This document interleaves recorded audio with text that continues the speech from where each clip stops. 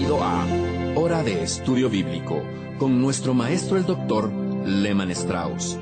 Este estudio es el resultado del tiempo personal con el Señor, el ministerio pastoral y la experiencia en conferencias bíblicas del Dr. Lehman Strauss. Él nos instruye y alienta con la enseñanza de la palabra de Dios. Ahora, el Dr. Strauss. Un saludo especial de todo el equipo de Hora de Estudio Bíblico para todos ustedes, trayéndoles otro estudio de la serie sobre la oración. Quiero que todas las parejas casadas presten mucha atención, tomen su Biblia por favor. También todos aquellos que están pensando en casarse. Hoy vamos a considerar un tema muy importante, la oración y la relación matrimonial. Mientras usted prepara lápiz y papel, le pido que no deje de escribirnos esta semana. Por favor, recuerde que este programa es sustentado por las oraciones y contribuciones del pueblo cristiano, por gente como usted que ama al Señor y que comparten con nosotros para ayudarnos a esparcir las verdades de la palabra de Dios. Estamos fielmente aferrados a la palabra de vida y confiamos en Dios que usted será parte de esta provisión. Nos hará muy felices recibir noticias de usted. Creo que muchos matrimonios se hubiesen rescatado si los cristianos hubiésemos tenido el estudio que vamos a comenzar en breves momentos. Antes de avanzar con el tema, me gustaría terminar lo que quedó pendiente en el programa anterior respecto a la oración y el dar. Estaba considerando 2 Corintios 9, 6 y 7, donde Pablo dice: pero esto digo, el que siembra escasamente, también segará escasamente, y el que siembra generosamente, generosamente cosechará. Cada uno dé como propuso en su corazón, no con tristeza ni por necesidad, porque Dios ama al dador alegre. Aquí tenemos un principio bíblico que ninguno de nosotros puede cambiar. Dios quiere contestar nuestras oraciones, pero Él mismo ha establecido la forma. Por lo tanto, no tiene sentido orar por algo si no lo hacemos de acuerdo a las reglas de Dios. El cristiano que es avaro no debe esperar que Dios le dé algo. 2 Corintios 9:8 dice: y poderoso es Dios para hacer que abunde en vosotros toda gracia, a fin de que, teniendo siempre en todas las cosas todo lo suficiente, abundéis para toda buena obra. Poderoso es Dios para hacer que abunde en vosotros toda gracia. Pero ¿a quién se refiere la palabra vosotros en este pasaje? Bien, se refiere a los dadores alegres del versículo 7. ¿Es usted un dador alegre? ¿Utiliza usted lo que Dios le da para abundar en toda buena obra? ¿O lo utiliza para satisfacer sus propios deseos y placeres? Hace algunos años yo estaba escribiendo un comentario sobre la primera epístola de Juan. Cuando llegué al capítulo 3 y versículo 22 me detuve a pensar. En primera de Juan 3:22 leemos: cualquier cosa que pidiéremos la recibiremos de Él, porque guardamos sus mandamientos y hacemos las cosas que son agradables delante de Él. Mientras leía ese versículo, mi primer pensamiento fue: esta es una condición muy amplia. ¿Cuáles son aquellas cosas agradables a los ojos de Dios? Entonces me di cuenta que estaban allí mismo en el contexto de primera de Juan 3. Es allí donde somos exhortados a amar a los hermanos. Primera de Juan 3, 17 y 18 dice así: porque el que tiene bienes de este mundo y ve a su hermano tener necesidad y cierra contra él su corazón, ¿cómo mora el amor de Dios en él? Hijitos míos, no amemos de palabra ni de lengua, sino de hecho y en verdad. Y cuando obedecemos esto, entonces se cumplirá en nosotros el versículo 22. Cualquier cosa que pidiéramos, la recibiremos de Él. ¿Por qué? Porque esta obediencia le agrada a Dios. Así vemos que Juan 3:22 contiene una gran promesa para la oración, pero está condicionada a que nosotros compartamos lo que tenemos con aquellos que lo necesitan. Más de una vez yo escuché decir, Señor, suple nuestras necesidades. Oh, amados, esta clase de oraciones me molestan mucho. Ahora, tal pedido puede ser perfectamente legítimo, pero por otro lado también puede ser un pedido sin sentido. Hay gente que ora de esta manera, pero están fallando en sus responsabilidades de mayordomía o han gastado su dinero en extravagancias. Esto no tiene sentido. Que un cristiano mezquino ore para que el Señor supla sus necesidades. Y lo mismo para un cristiano que gasta su dinero solo en él mismo. Los cristianos que roban al Señor y que entran en deudas oran sin sentido cada vez que le piden a Dios que supla sus necesidades. Algunos de ustedes compran cosas y se llenan de deudas. Luego vienen a Dios pidiéndoles que Él supla sus necesidades. Si obedeciéramos a la sabiduría de la Biblia al gastar el dinero que recibimos, nosotros mismos podríamos contestar a esa oración. No debemos acumular egoístamente ni gastar descontroladamente si queremos que Dios nos conceda nuestras peticiones. Ahora bien, la Biblia contiene otra promesa maravillosa para los corazones generosos. Muchos de los que reclaman esta promesa no tienen el derecho de hacerlo. En Filipenses 4:19 leemos, mi Dios pues suplirá todo lo que os falta de acuerdo a sus riquezas en gloria en Cristo Jesús. Ahora, escúcheme cuidadosamente. ¿Alguna vez ha encontrado una promesa basada en una condición estricta? Bueno, Filipenses 4:19 no estaba dirigida a todos los cristianos. Pero aún hay cristianos tratando de reclamar la promesa de este versículo y que no tienen ningún derecho de hacerlo. Amados, esa promesa fue dada a un grupo de hijos de Dios que se habían sacrificado para suplir las necesidades de Pablo. Lea por favor los versículos 14 al 17. Ellos habían dado con generosidad y sacrificio para ayudar a Pablo a esparcir el Evangelio. Y fue a estos cristianos generosos que la promesa fue dada.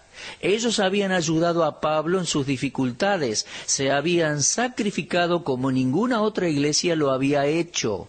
Por lo menos 2 veces enviaron una ofrenda de sacrificio a Pablo cuando él estaba en Tesalónica.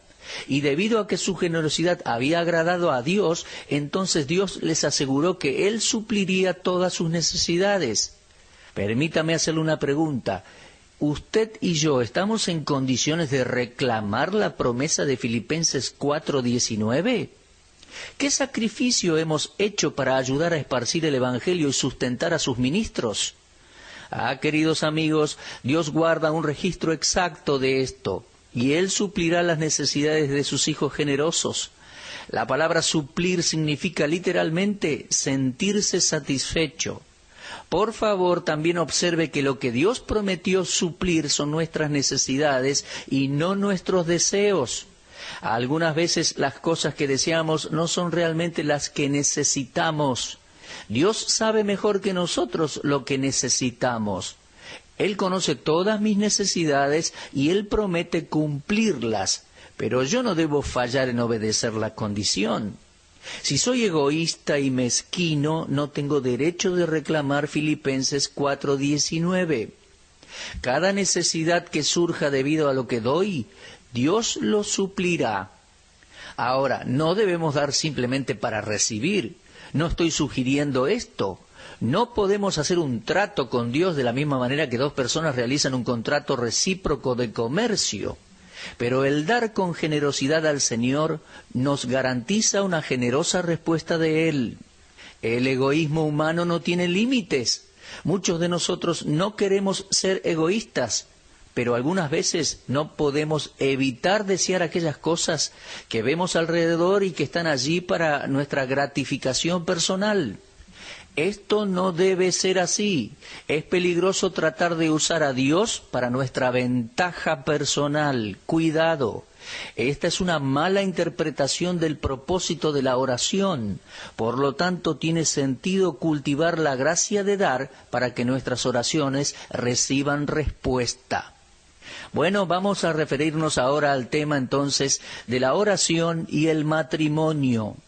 Permítame decirle que no tiene sentido que un esposo o una esposa hagan pedidos a Dios cuando su relación se ha quebrado. Ahora, escúcheme con cuidado, porque si su vida de hogar no es lo que debe ser, entonces no sea falso, haciendo de la oración una farsa y conduciendo a sus hijos en oración cuando su relación matrimonial no es lo que debería ser. En 1 de Pedro 3:1 y también versículo 7 leemos así: Asimismo vosotras mujeres estad sujetas a vuestros maridos. Y después leemos: vosotros, maridos, igualmente vivid con ellas sabiamente, dando honor a la mujer como a vaso más frágil y como a coherederas de la gracia de la vida, para que vuestras oraciones no tengan estorbo. ¿Ha observado usted esta última parte en la frase? Para que sus oraciones no tengan estorbo. Aquí el apóstol Pedro presenta la oración que está afectada por la mala relación matrimonial. Advierte a todas las parejas casadas que es mejor comenzar a progresar en esto. Caso contrario, sufrirán obstáculos a sus propias oraciones. El primero se dirige a las esposas diciendo: Asimismo vosotras mujeres estad sujetas a vuestros maridos. Cada esposa necesita saber que debe obedecer a su esposo y sujetarse a él si desea que sus oraciones tengan sentido. Efesios 5:22 dice: las casadas estén sujetas a sus propios maridos como al Señor. Señoras oyentes, escúchenme por favor. Esto es lo que Dios les ordena hacer. No es algo opcional, es obligatorio. Y si usted no puede sujetarse de corazón a su esposo, entonces hágalo porque el Señor se lo ordena. En todo, dice la Escritura. Allí en Efesios 5:24 lo leemos. Y cuando usted se rehúsa a sujetarse a su esposo, está rehusando sujetarse al Señor, y tal desobediencia será un obstáculo en su vida de oración. Muéstreme una mujer rebelde y los resultados de sus oraciones, y yo le mostraré una mujer cristiana sujeta que tiene sus manos llenas de respuestas a sus oraciones. Hay muchas esposas cristianas que se rebelan en contra de esta clara enseñanza de la Biblia, como aquellas esposas que enseñan en la escuela dominical o hablan un grupo de mujeres. Usted quizá crea que son gigantes espirituales, pero en sus hogares no se sujetan a sus esposos, demostrando que son carnales y desobedientes a la palabra de Dios. Y señora, si usted me está escuchando ahora y es esa clase de mujer, usted es carnal, sin importar a cuántos grupos de mujeres hable o en cuántas clases de escuela dominical enseñe. Y todavía algunas de estas mujeres se preguntan por qué sus oraciones no son contestadas. Bien, la Biblia tiene la respuesta. Si usted no es la clase de esposa cristiana que debe ser, podrá impresionar a otros fuera de su casa con su habilidad para enseñar la Biblia o cantar en el coro, pero esto no le llevará a ninguna parte con Dios. He leído acerca de una esposa que tenía una tradición. Cada Navidad le compraba a su esposo un gran rompecabezas porque a él le gustaba mucho. Y cada año la familia trataba de armar el rompecabezas. Pero la esposa siempre escondía la tapa de la caja porque allí estaba el cuadro completo del rompecabezas. Y al esconderla no tendrían una clave de cómo se vería el cuadro terminado. Un año ella dejó la tapa de la caja sobre una mesa y el esposo trajo las piezas del rompecabezas y comenzó a trabajar frenéticamente tratando de acomodar las piezas. Durante días él se esforzó en esto sin éxito. Luego descubrió que las piezas con las que estaba trabajando no encajaban en el cuadro que estaba en la tapa de la caja. Ahora, esto es lo que sucedió. Su esposa había comprado 2 rompecabezas ese año y había cambiado las tapas de las cajas. Por lo tanto, el esposo tenía un cuadro falso del rompecabezas terminado. Ahora, ¿por qué cuento esta historia? Porque ilustra parte del problema de los matrimonios infelices. La gente joven ha recibido un cuadro falso del matrimonio. En vez de armar el cuadro de acuerdo a la palabra de Dios, fueron conducidos por caminos extraviados. Esto, a su vez, es seguido por un quebranto espiritual que afecta seriamente la vida de oración. La esposa cristiana debe saber que el matrimonio es su principal responsabilidad y la Biblia su libro de instrucciones. Y señoras, quiero que entiendan esto y que no lo olviden. Si se rehúsan a obedecer las reglas, entonces sufrirán inevitables pérdidas espirituales. Esposas, ¿están ustedes sujetas a sus esposos como la Biblia enseña? Examinen sus corazones honestamente a la luz de las Escrituras.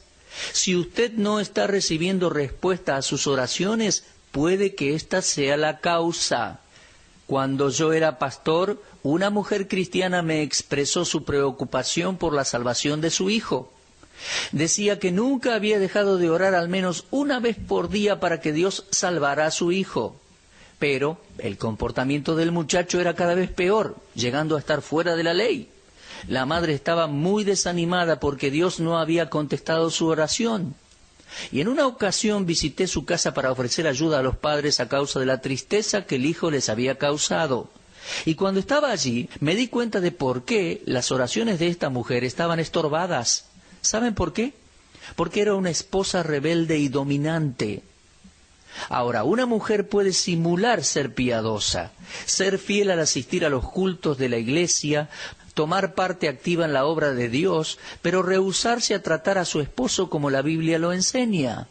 Aquella mujer era un obstáculo para sus propias oraciones, y Dios no responderá al corazón que deliberadamente le desobedece.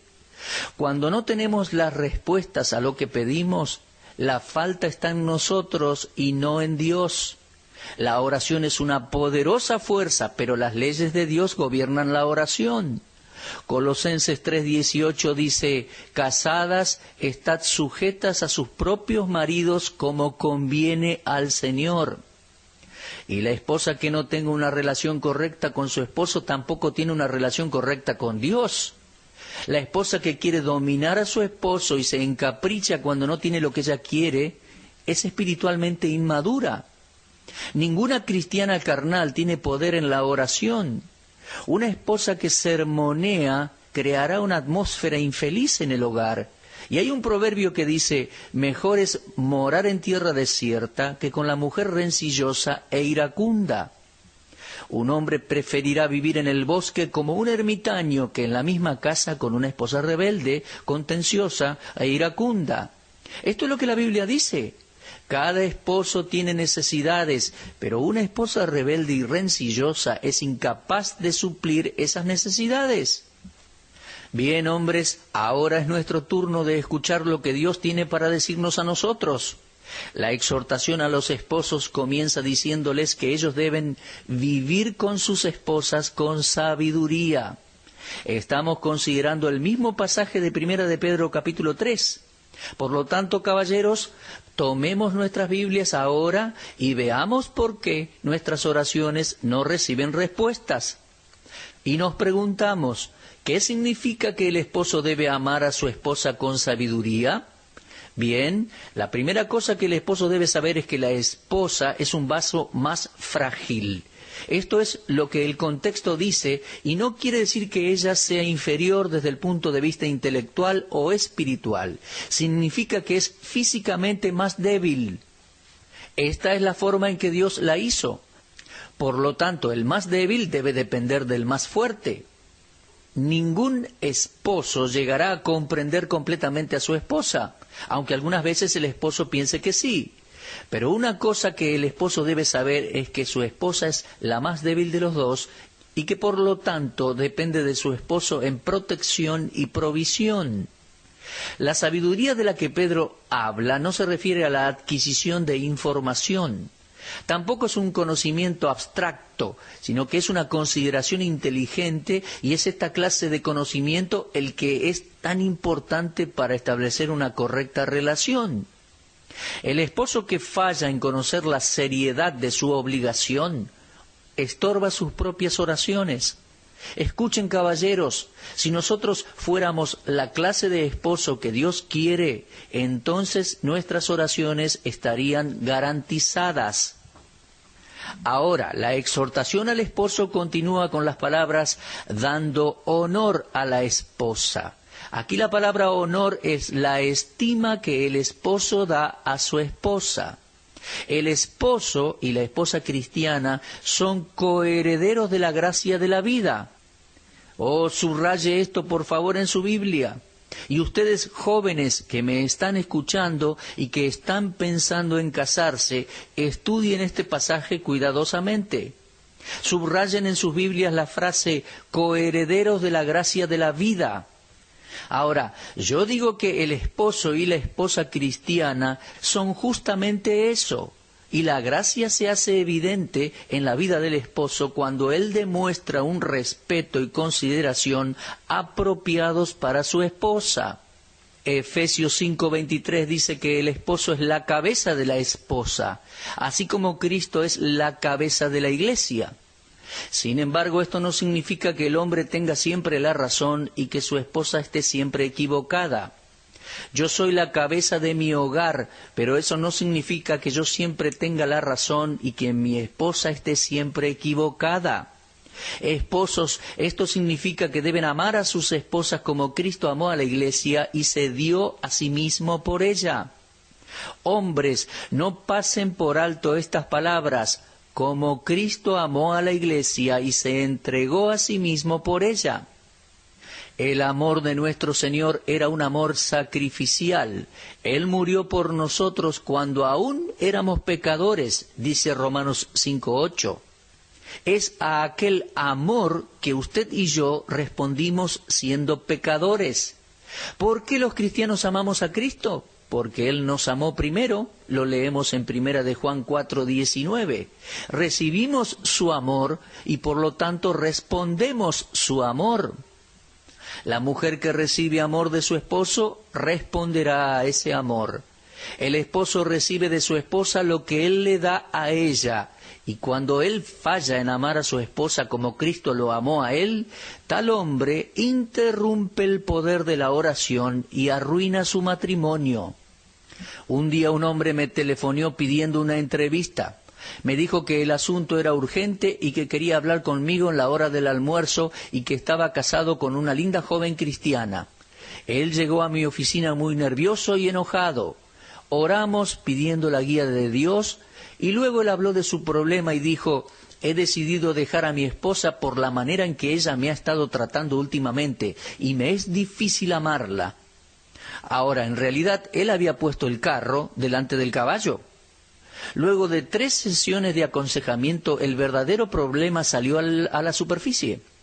La esposa estaba en parte equivocada, pero el verdadero problema lo tenía el esposo.